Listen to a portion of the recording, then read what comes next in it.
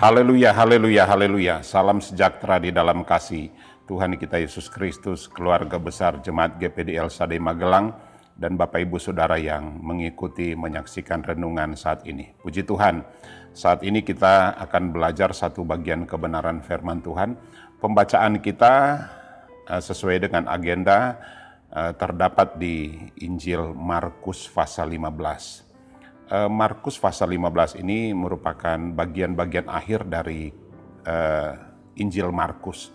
Dan biasanya dari kitab Injil itu, kalau bagian-bagian terakhir itu pada umumnya berisi tentang akhir dari pelayanan Yesus. Jadi dalam Injil Markus ini, khusus pasal 15, kita juga bisa membaca di dalam Matius pasal 27 atau Lukas pasal 23. Sekali lagi tentang akhir dari pelayanan Tuhan Yesus, khususnya tentang cerita penyalipan Tuhan Yesus.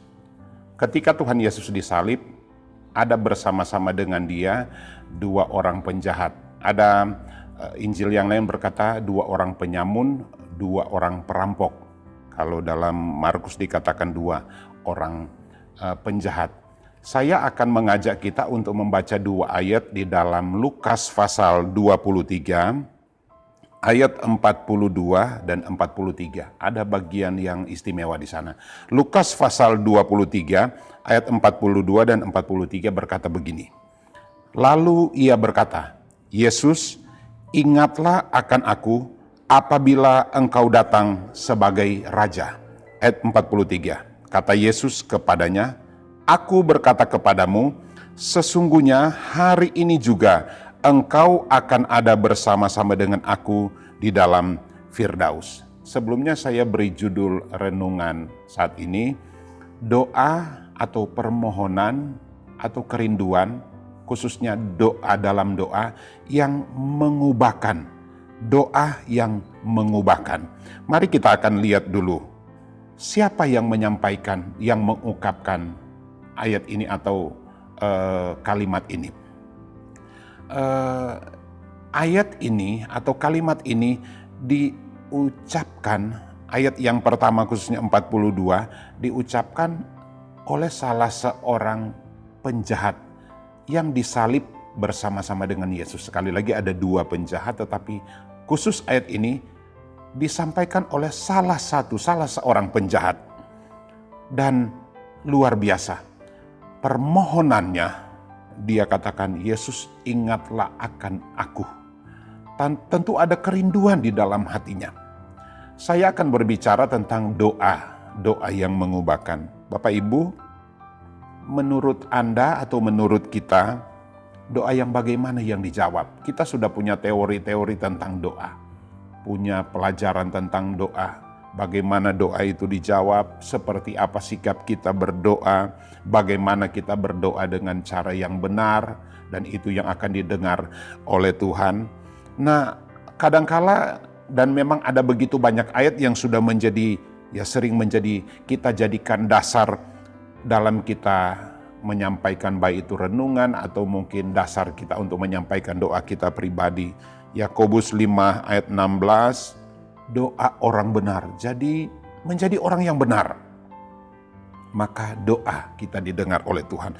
1 Timotius 2 ayat yang ke-8, dengan menadakan tangan yang suci orang yang suci, tangan yang suci bersih. Yakobus 4 ayat 8, tahirkanlah tangan berdosa, tangan yang tidak melakukan kekerasan, kejahatan. Dan ada begitu banyak ayat lagi yang sekali lagi kadangkala menjadi dasar bagi kita untuk berdoa. Sekali lagi itu tidak salah. Tetapi mari kita lihat dalam doa, bagian doa yang satu ini. Sekali lagi, karena yang berdoa, dia bukan seorang yang benar.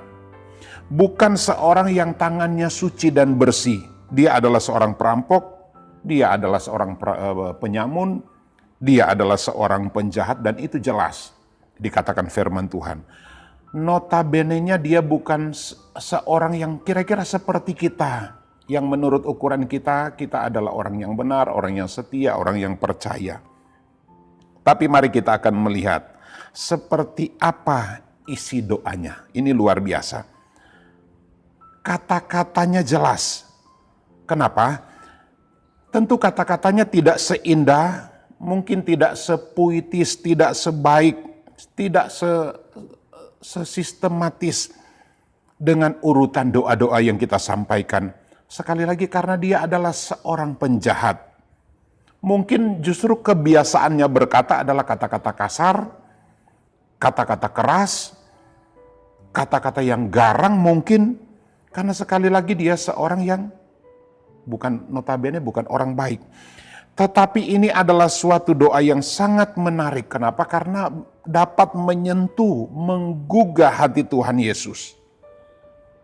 Dan hasilnya kita tahu. Menjadi pertanyaannya bagi kita, bagaimana dengan doa-doa kita hari-hari ini?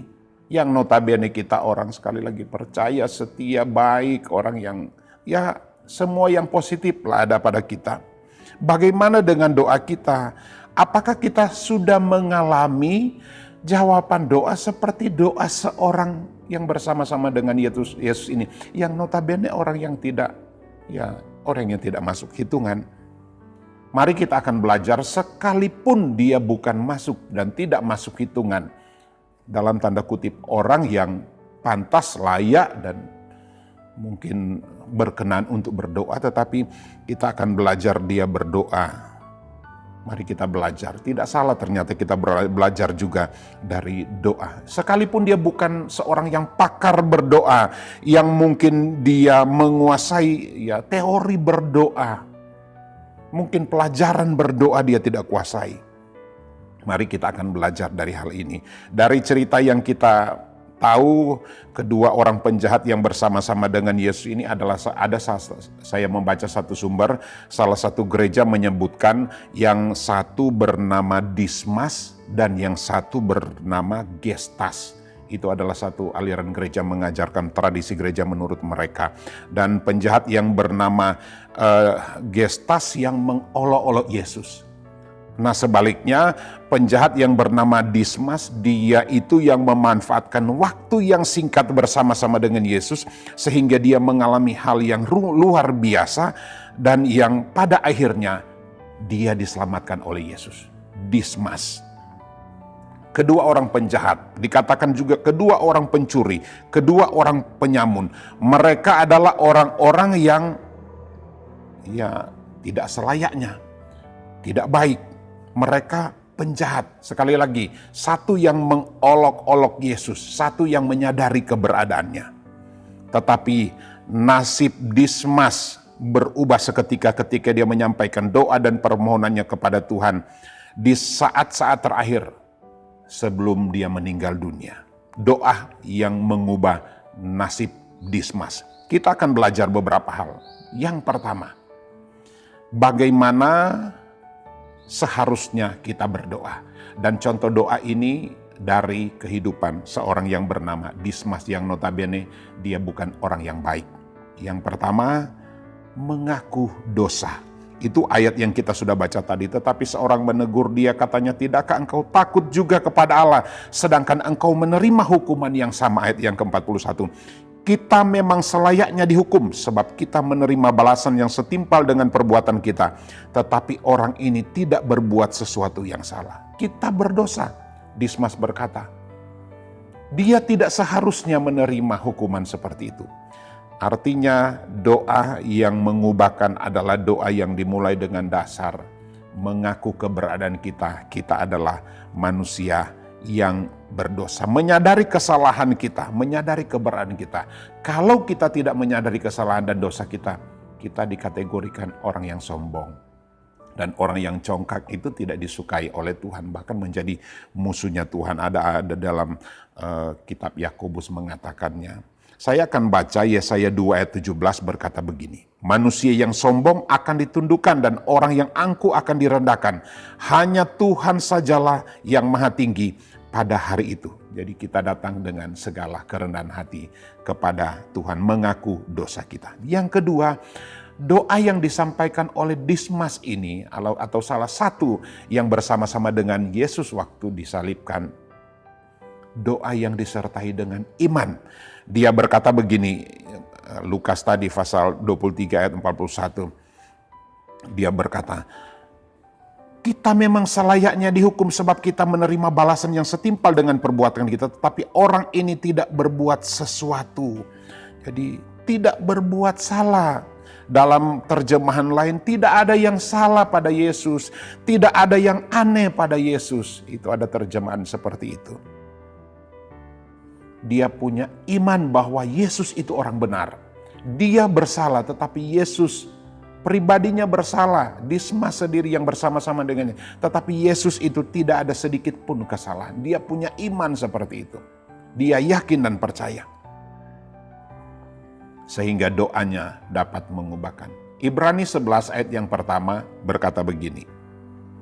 Iman adalah dasar dari segala sesuatu yang kita harapkan dan bukti dari segala sesuatu yang tidak kita lihat. Doa itu, hasil doa kita belum lihat. Kita belum tahu. Tapi seperti ini, iman adalah dasar dari segala sesuatu yang kita harapkan. Dalam doa itu kita punya harapan-harapan. Dan bukti dari segala sesuatu yang belum kita lihat. Dalam doa, hasil doa belum kita lihat, tapi kita sudah percaya.